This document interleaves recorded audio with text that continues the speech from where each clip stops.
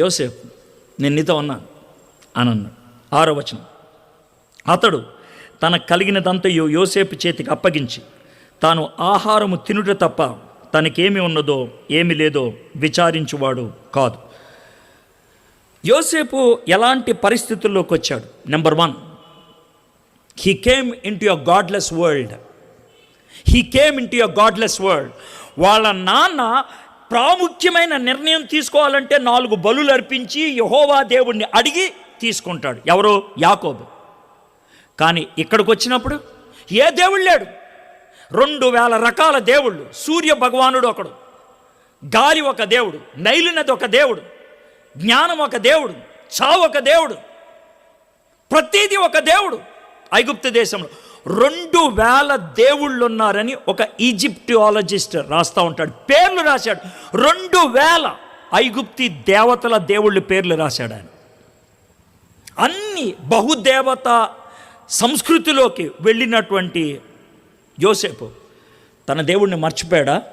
మర్చిపోలా. నేను ఎందుకని యోసేపుని ఇక్కడ కంపేర్ చేస్తున్నాను తెలుసా? సింపుల్గా అవుట్లైన్ లాగా. మనం జీవించేది అలాంటి లోకమే. ఇక్కడ హల్లెలూయా అంటాం, ప్రైజ్ ద లార్డ్ అంటాం, సంతోషంగా పాటలు పాడేస్తాం, చప్పట్లు కొడతాం. The moment we go out, we are in a different world. ఇది ట్రైనింగ్ గ్రౌండ్, అది రియల్. అక్కడ చూపించాలి. దేవుడు యోసేపుని ట్రైన్ చేశాడు 17 సంవత్సరాలు. తర్వాత ఐగుప్తు దేశం తీసుకొచ్చాడు. 13 సంవత్సరాలు ట్రైన్ చేశాడు. ఎక్కడెక్కడ? పొతీఫర్ ఇంట్లో బహుశా 10 ఏళ్ళు, జైల్లో బహుశా 3 ఏళ్ళు. మీకంతా ఏజ్ వారీ చెప్తున్నా. 17 ఏళ్ళు మా నాన్న దగ్గర ఉన్నాడు. బహుశా 10 ఏళ్ళు పొతీఫర్ ఇంట్లో పనిచేశాడు. బహుశా 3 ఏళ్ళు జైల్లో ఉన్నాడు. మొత్తం 30 ఏళ్ళు. అప్పుడు ప్రధానమంత్రి అయ్యాడు.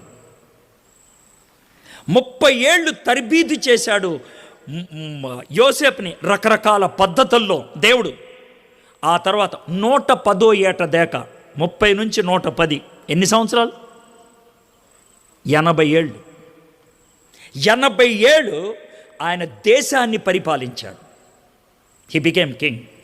What a beautiful thing it is. నాకు మోషే కంటే గొప్పవాడిగా ఆయన చూస్తాను. మొదటిది గాడ్లెస్ వరల్డ్. రెండోది వాల్యూలెస్ వరల్డ్. యోసేపుని బానిస చేశారు. యోసేపు జీవితానికి విలువ ఉందా? విలువ లేదు. మీలో కొంతమంది ఎలా ఫీల్ అవుతారు తెలుసా? సార్, నాకు అస్సలు విలువ ఇవ్వట్లేదు సార్, నేను చేసింది గుర్తించట్లేదు సార్. అరే, నువ్వు చేసింది గుర్తించట్లా, యోసేపుని అసలు మనిషిగానే గుర్తించలా. ఫీల్ అయ్యాడా? నువ్వు చేసింది గుర్తించలా, కానీ యోసేపుని అసలు మనిషిగానే గుర్తించలా. ఫీల్ అయ్యాడు ఆయన? లేదే, నిలబడ్డాడుగా. Valueless world, godless world, valueless world. కానీ నిలదొక్కు అన్నాడు. దేవుడు నాకు విలువిచ్చాడు చాలే, వీళ్ళెవరో విలువిస్తే నాకేంటి, ఇవ్వకపోతే నాకేంటి.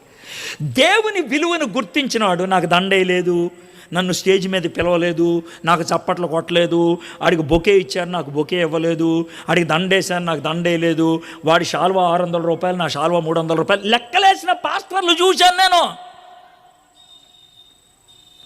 నేను ఈ డైలాగులు సొంతగా చెప్పట్లా, విన్నా. సార్, ఆయన శాల్వా అది వేరే సార్. 190% నాకు ఇక్కడ ఎవరన్నా శాల్వా ఇస్తే పక్క ఎవరు కనబడితే వాళ్ళ మీద వేస్తాను. నేను ఇంటికి వెళ్దాం. నేను ఇంటికి శాల్వాలు తీసుకెళ్తే ఇంట్లో శాల్వాలు కంపెనీ పెట్టుకోవాల్సి వచ్చేది. నిజం, ఒట్టు. I don't care. నాకు ఒక్క శాల్వా కప్పితే చాలు. ఎవరో తెలుసా? దేవుడు. అది విలువైంది. That is valuable. ఈ లోకం నాకు వాల్యూ ఇచ్చినా ఇవ్వకపోయినా నాకు అనవసరం. జోసెఫ్ అది ఆలోచించాడు. ఒకటి గాడ్లెస్ వరల్డ్, రెండోది వాల్యూలెస్ వరల్డ్, మూడోది everywhere he felt the presence of God. యావే, యెహోవా అనేది ఈ వచనాల్లో 8 సార్లు కనబడుతుంది. 8 times, 8 సార్లు. అందుట్లో 4 సార్లు దేవుడు అతనితో తోడుగా ఉన్నాడు అనే విషయాన్ని చూస్తాం. అతడు చేసినదంతయు అతని చేతిలో యెహోవా సఫలం చేసినయు అతని యజమానుడు చూచినప్పుడు. Beautiful. God is with him. Now let's come to the second part. ఇది మొదటి 6 వచనాలు, 6వ వచనం హాఫ్ పార్ట్ దాకా సానుకూల పరిస్థితుల్లో దేవుడు ఎదిగించాడు. ఎప్పుడు కూడా దేవుడు ఏం చేస్తాడంటే మంచి అట్మాస్ఫియర్ క్రియేట్ చేసి మనకి నేర్పిస్తాడు. అలాగ మంచిగా నేర్పించాడంటే ఖచ్చితంగా ఒక క్రిటికల్ సిచ్యుయేషన్లోకి తీసుకెళ్తాడని అర్థం. 6వ వచనం సెకండ్ పార్ట్ నుంచి చూద్దాం. యోసేపు రూపవంతుడును సుందరుడునై ఉండెను. బాగా తిన్నాడు, బాగా పనిచేశాడు, బాగా ఎక్సర్సైజ్ బాడీ, ఆయనకి స్మార్ట్గా ఉన్నాడు. అంటే మన ఆధునిక ప్రపంచానికి మహేష్ బాబులు అంటాడు, ప్రభాస్లో అంటాడు. 6 ప్యాక్ బాడీ చూస్తే ఎవడైనా ఏ అమ్మాయినా సరే పడిపోవాలి అలా అంటాడు. అందుకే అలాంటి డిస్క్రిప్షన్ ఇచ్చాడు. యోసేపు రూపవంతుడును సుందరుడై ఉండెను. మనోళ్ళు మంచి 6 ప్యాక్ బాడీ 2 రకాలుగా సంపాదిస్తారు. ఒకళ్ళు పనికిమాలిన సంపాదన, ఇంకోళ్ళు ఉపయోగకరమైన సంపాదన. పనికిమాలిన సంపాదన ఏంటంటే ఇంట్లో ట్రెడ్మిల్ తొక్కుతూ తర్వాత జిమ్కి వెళ్ళి ఎక్సర్సైజ్ చేస్తుంటారు, వాళ్ళు పనికిమాలిన వాళ్ళు. ఎందుకంటే దే వేస్టెడ్ ఎనర్జీ. అరే దాని బదులు ఇంట్లో బట్టలు జాడించు, వాషింగ్ మిషన్ ఖర్చు తగ్గుద్ది, నీకు బైసెప్స్ వచ్చేస్తాయి. తర్వాత తడి బట్ట తీసుకొని ఇల్లు మార్చే, వంగిపోద్ది, పొట్ట సెట్ అయిపోద్ది, ఎనర్జీ వేస్ట్ అవదు, పని అవుద్ది. 1 షాట్ 2 బర్డ్స్. ఒకటి ఇల్లు క్లీన్ అవుద్ది, రెండోది నీ బాడీ వస్తుంది, పని చేయొచ్చు కదా. ఇప్పుడు రోడ్డు మీద కూలి పనులు చేసుకునే వాళ్ళు ఉంటారు, ఎలా ఉంటారు? కట్ట ఉంటారు వాళ్ళు, అవునా కదా? అంటే వాళ్ళు ఏమన్నా జిమ్కి వెళ్తారా? ఏముండదు, వాళ్ళు పని చేస్తారు కష్టపడి. దే వర్క్ పని చేస్తారు. మొన్నసారి ఇలాగే ఒక అతన్ని తిడతా ఉంటే నాకు మెసేజ్ పెట్టాడు, అన్న మీరు చెప్పిన తర్వాత సైకిల్ కొనుక్కున్నాను అన్నాడు. అదేంటానంటే, అన్న మా ఆఫీసు 4 కిలోమీటర్స్ అన్న, ఎక్కడి నుంచి సైకిల్ తొక్కుంటూ వెళ్తాను. గుడ్, పెట్రోల్ కలిసి వస్తుంది, నీ బాడీ కూడా సెట్ అవుద్ది. గుడ్. అయితే యోసేపు జిమ్కి వెళ్తే వచ్చిన బాడీ కాదు, అది కష్టపడితే వచ్చిన బాడీ. ఓకే. అటు తర్వాత అతని యజమాని భార్య యోసేపు మీద కన్ను వేసి, గుర్తుపెట్టుకోండి, దేవుడు ఎప్పుడైనా మనల్ని ఆశీర్వదిస్తే, దేవుడు ఎప్పుడైనా మనల్ని సెంటర్ స్టేజ్లో పెట్టాలి అనుకుంటే, దేవుడు ఎప్పుడైనా మనల్ని ఉపయోగించాలి అనుకుంటే, సాతానుడు పక్క జరగండి అనేవాండో వాడి రంగం సిద్ధం చేసుకుంటాడు. ఈయన్ని దేవుడు తీసుకొస్తాడా? చూడు, నేనేం తీసుకొస్తాను. ఇది విషయం. ఎప్పుడైనా నీకు అలాంటి అటాక్స్ బయట నుంచి వస్తుంటే, అలాంటి పరిస్థితి బయట నుంచి కలుగుతుంటే, నాట్ ఫ్రమ్ ఇన్సైడ్, బయట నుంచి కలుగుతుంటే, it is a clear sign. ఏంటి తెలుసా? దేవుడు నిన్ను యూజ్ చేసుకోవడానికి ఇష్టపడుతున్నాడు. సాతానుడు అటాక్ చేయాలి. అటు తర్వాత అతని యజమాని భార్య యోసేపు మీద కన్ను వేసి, ఈ మాట కన్ను వేసి అనేది ఒక్కసారి వేస్తే వచ్చింది కాదు, it's a long time. 10 weeks 5 weeks రోజు చూస్తూ ఉంది. యోసేపు కొంచెం ఇక్కడ తుడు, యోసేపు కొంచెం వాటర్ పట్టరా, యోసేపు మొన్న కాఫీ చేసావు, బాగా చేసావు, తీసురా. ఇన్నిసార్లు అడుగుండి ఉంటుంది to have a look at him. మనోడు తీసుకొచ్చి ఇస్తా ఉండుంటాడు. సెన్స్ చేశాడా? మేబీ సెన్స్ చేసి ఉంటాడు. ఈ అమ్మాయి నా మీద కన్నేసిందని, కొంచెం జాగ్రత్తగా ఉండాలని. 1 ఫైన్ డే ఏమంది? తనతో సైనించమని చెప్పాను. 1 ఫైన్ డే ఎవరు లేనప్పుడు, యోసేపు మా కల్చర్లో నీకు ఒక విషయం చెప్పాలి, ఇలా చెప్పండి ఉంటుంది. యోసేపు, అమ్మగారు చెప్పండి, మా కల్చర్లో చెప్పండి అమ్మగారు. అమ్మగారు ఏంటి? నన్ను పేరు పెట్టి పిలువు, ఏం పర్లేదు, చెప్పండి సరే చెప్పండి. మా కల్చర్లో మాకిష్టం వచ్చిన వాళ్ళతో మేము పడుకోవచ్చు, తెలుసా? అవునా? ఓకే. కాబట్టి మనిద్దరం కలిసామనుకో, తర్వాత నెమ్మదిగా పొతీఫర్ని లేపేసామనుకో, నువ్వు బాస్ అవుతావు, నేను నీ క్వీన్ అవుతాను. ఎలా ఉంది ప్లాన్? ఇది ప్లాన్. నువ్వు కలుస్తావు నాతో. ఒక లాంగ్ పిక్చర్ ఇచ్చిన ఉంటుంది. తన పడేయటానికి. Long picture. తనతో సైనించమని చెప్పాను. అయితే అతడు ఒప్పక. గుర్తుపెట్టుకోండి, ఫస్ట్ టైం లీనియన్స్ ఇస్తే, ఫస్ట్ టైం మొహమాట పడితే, ఫస్ట్ టైం శంకిస్తే, ఫస్ట్ టైం గొణిగితే, ఫోర్త్ ఫిఫ్త్ టైం పడిపోతాం ఎప్పుడైనా సరే. ఫస్ట్ టైం డెలిబరేట్గా నో చెప్పటం రావాలా. అది ఏదైనా సరే డెలిబరేట్గా నో. ఆ వర్డ్ ఇక్కడ ఉపయోగించాడు. అయితే అతడు ఒప్పక. He said no. ఆమె పొతీఫర్ భార్య అని ఫీల్ అవ్వలేదు, యజమానురాలు అని ఫీల్ అవ్వలేదు, బాస్ అని ఫీల్ అవ్వలేదు. నో, నువ్వు నా మీద అధికారి అయి ఉండొచ్చు, నా మొరాలిటీ మీద దేవుడు అధికారి. I cannot. ఒప్పక. నా యజమానుడు తనకు కలిగినదంతయు నా చేతికి అప్పగించిన కదా. నేనెవరినో నాకు తెలుసు. I'm manager. నా వశమ తన ఇంట్లో ఏమి ఉన్నదో అతడు ఎరగడు. మా బాస్ ఎవరో నాకు తెలుసు. ఈ ఇంటిలో నాకంటే పైవాడు ఎవడను లేడు. నీవు అతని భార్యవైనందున నిన్ను తప్ప మరి దేనిని నాకు అప్పగింపై ఉండలేదు. నేనెవరినో నాకు తెలుసు, నా బాస్ ఎవరో నాకు తెలుసు, నా పని ఏమిటో నాకు తెలుసు, నా పరిదేంటో నాకు తెలుసు, నువ్వెవరో కూడా నాకు తెలుసు. 4 things. నేను ఒక మేనేజర్ని, నేను ఆయన కింద పనిచేసేవాడిని. ఆయన నాకు ఇచ్చిన బౌండరీ ఇది. నువ్వు ఆ బౌండరీ బయట ఉన్నావు. ఎంత క్లారిటీ ఇస్తున్నాడో చూడండి. Joseph life compound wall life. Compound wall life అంటే ఏంటి తెలుసా? తన బిల్డింగ్ చుట్టూ కాంపౌండ్ ఉంది. కల్చర్ అనే కాంపౌండ్ దాన్ని దాటి రాదు. ఈ లోక ఆలోచనలు ఈ కాంపౌండ్ దాటి రాదు. మొరాలిటీ, నైతికత అనే ఒక కాంపౌండ్ వాళ్ళు కట్టుకున్నారు. ఈ గీత దాటి వెళ్ళను. How beautiful if you can make a decision. Simple విషయాలు. ఒక అమ్మాయితో మాట్లాడేటప్పుడు ఇక్కడి నుంచి కిందకి చూడను.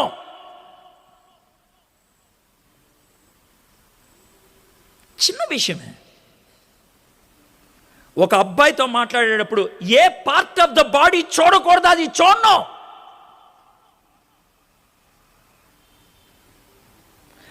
బహుశా ఇలాంటి మెసేజ్ విని యుగాలైపోయిందేమో మీకు. ఎందుకంటే స్టేజ్ మీదకి వచ్చేవాళ్ళు చూపించుకునే బ్యాచ్ అయిపోయారు. ఇంకా చూపించొద్దనే మాట వాళ్ళు ఎక్కడ చెప్తారు? వాళ్ళు చెప్పలేరు. చాలా బాధ అనిపిస్తుంది కొంతమందిని చూస్తూ ఉంటే. ఏమైపోతుందా అనిపిస్తుంది. నీవు అతని భార్యవైనందున నిన్ను తప్ప మరి దేనిని నాకు అప్పగింపై ఉండలేదు. కాబట్టి నేనెట్లు ఇంత ఘోరమైన దుష్కార్యము చేసి దేవునికి విరోధముగా పాపము కట్టుకొందునని తన యజమాని భార్య తనను, అమ్మగారు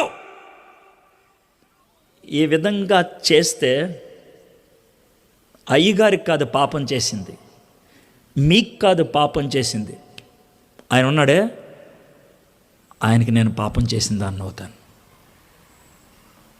ఈస్ట్ గోదావరిలో ఈ అధ్యాయాన్ని ప్రతి స్త్రీ, ప్రతి పురుషుడు చదివితే, భర్తలు మిడిల్ ఈస్ట్లో ఉండి భార్యలు ఎక్కడ ఉన్నవాళ్ళు, భర్తలు ఎక్కడుండి మిడిల్ ఈస్ట్లో భార్యలు ఉన్నవాళ్ళు, నా మీద మీకు చాలా కోపం వస్తుంది. నాకు తెలుసు. కానీ ఒక్కసారి మీ జీవితం మీరు ఆలోచించండి. ఒక్కసారి మీ లైఫ్ స్టైల్ ఎలాంటిదే, మీరు ఎలాంటి అక్రమ సంబంధాల మధ్యన జీవిస్తున్నారో.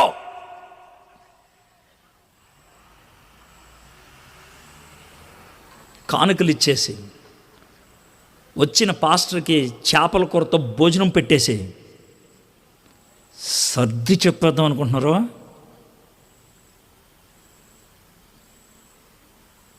థింక్ యోసేపు ఎలాంటి లైఫ్ని ఇచ్చాడు. దేవుడు యోసేపు యొక్క జీవితంలో ఇంత డీటెయిల్స్, ఎందుకు రాయమని ఉంటాడు? మోషే ఇది రాసేటప్పుడు చెయ్యి వణికుండా ఉంటుంది మోషేకే. బిగినింగ్లో యోసేపు గురించి చెప్తుంటే ఆ వీడెవడో తొక్కలగాడు అనిపించింది దేవా. ఇలా అంటాడో యోసేపు? మహానుభావుడు. చచ్చిపోయి పరలోకంకి వెళ్ళంగానే ఫస్ట్ కలవాల్సింది యోసేపునే. నాయనా యోసేపు, మహానుభావుడివే అనుభవం, మహానుభావుడివి, ఏ మనిషివే అనుభవం. నీ వయసు బహుశా అప్పుడు 24, 25 ఉంటుందేమో. 17 ఏళ్ళు అప్పుడు వెళ్ళాడు, 10 ఏళ్ళు పనిచేశాడు. 25, 26 ఆ ఏజ్లో. What an age! 26, 27 young boy was tempted by his boss. He said, no, I cannot. It's God.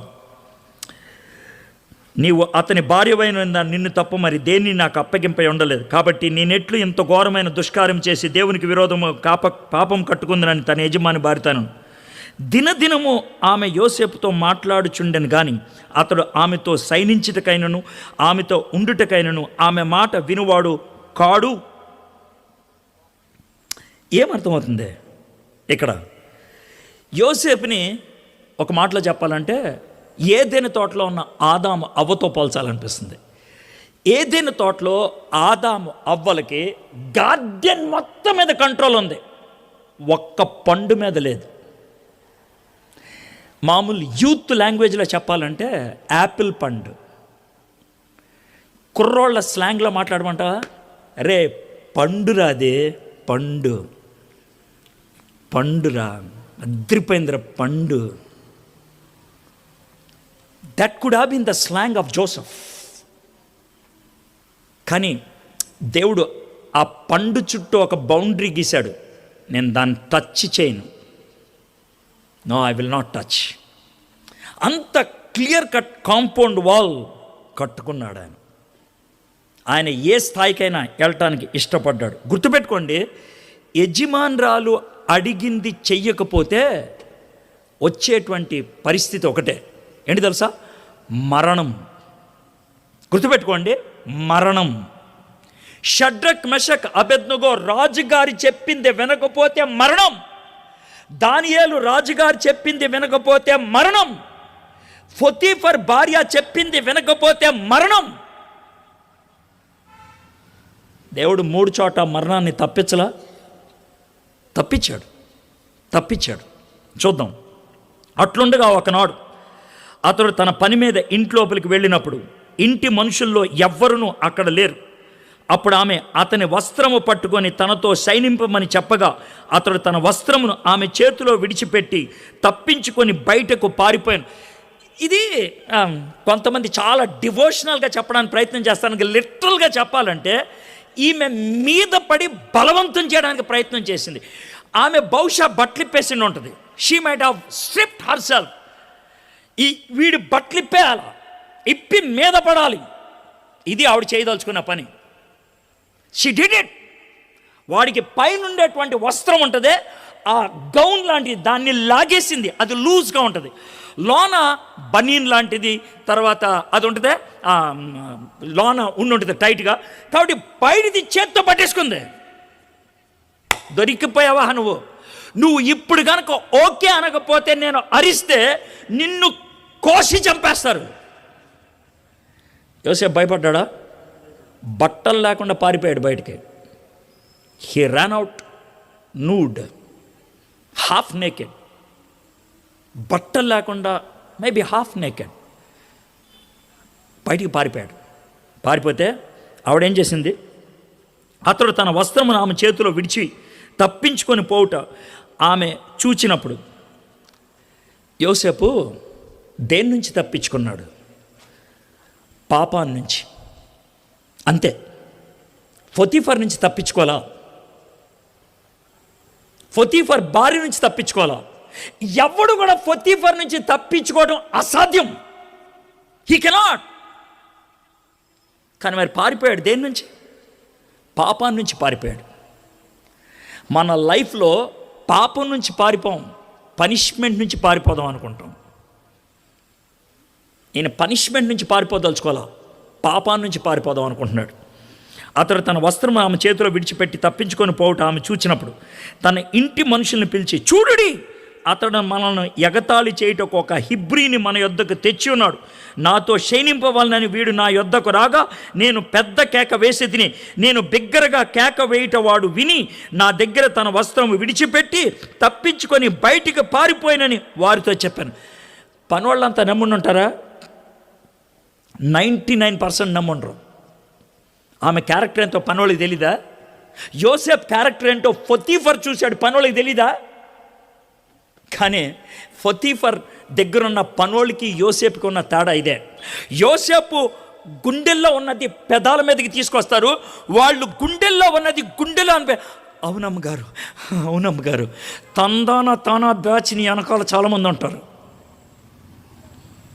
ఆ తానా బ్యాచ్ ఇది, తానా బ్యాచ్. ఆ బ్యాచ్ వాళ్ళు అవును సార్ అవును సార్ అవును సార్ అనేవాళ్ళు ఉంటారు.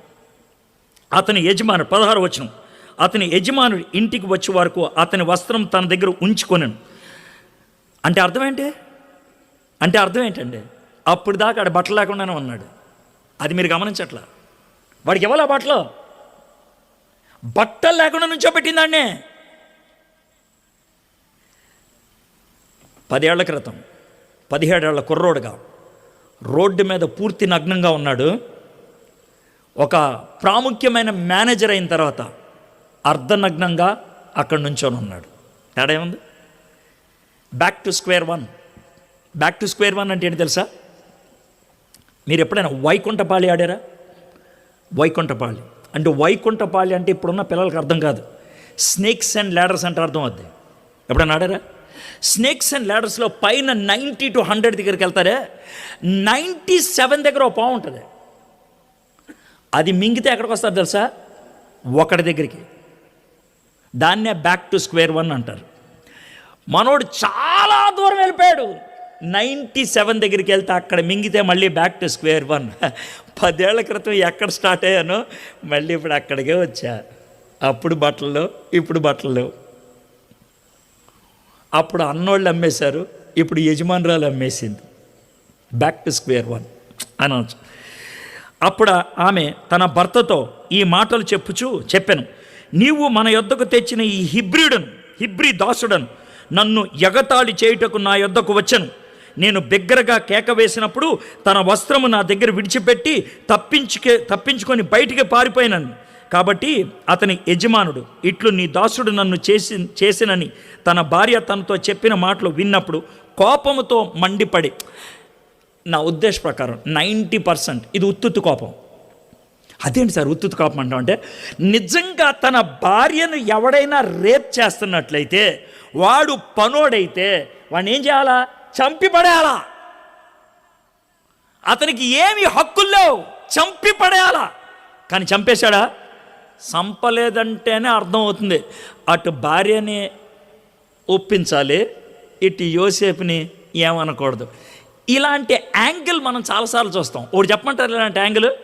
దానియేలుని సింహాల బోన్లో పంపించింది దర్యావేషు, గుర్తుంది కదా మీకు? సింహాల బోన్లో పంపించి రాత్రంతా నిద్రపోలేదు ఈయన. ఎవరో కింగ్ శుభ్రంగా పనుకొని నిద్రపోయాడు లోన ఆయన.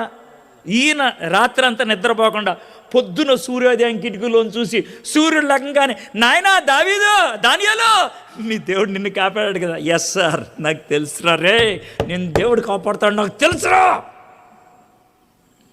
మరి ఎందుకు పంపించావు సింహాల బోన్లకి? ఇప్పుడు చెప్తా రా, ఎవడరా ఇన్ని బోన్లు ఏమైనా రండ్రా అని లోన్ వేయటానికి. Can you see it so clearly?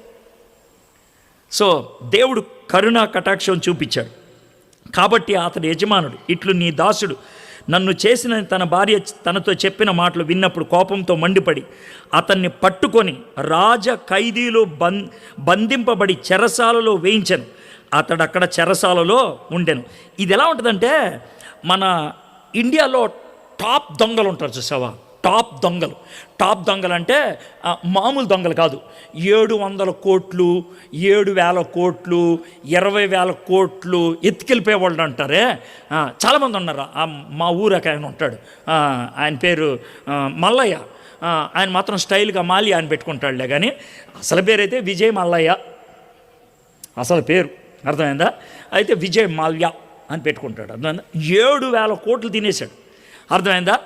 7,000 కోట్లు తినేసి 6 పెద్ద స్కూట్ కేసుల్లో డబ్బులు పెట్టి ఆయన ఫ్లైట్ ఎక్కేసి లండన్ వెళ్ళిపోయి ఉన్నాడు అక్కడ. అని ఎవడు పట్టుకోడు. నేను ఎందుకని ఎగ్జాంపుల్ చెప్పానంటే ప్రభుత్వంకి తెలియదు అక్కడ ఉన్నాడని. తెచ్చుకోవాలంటే పెద్ద విషయమా? తెచ్చుకోరు. నేను ఈ ఎగ్జాంపుల్ ఎందుకు ఇచ్చానంటే ఇక్కడ చూడండి, 20వ వచనం, అతన్ని పట్టుకొని ఏ ఖైదీలు, ఫెసిలిటీస్ తక్కువ ఉంటాయండి వాళ్ళకి అక్కడ పెట్టించాడు.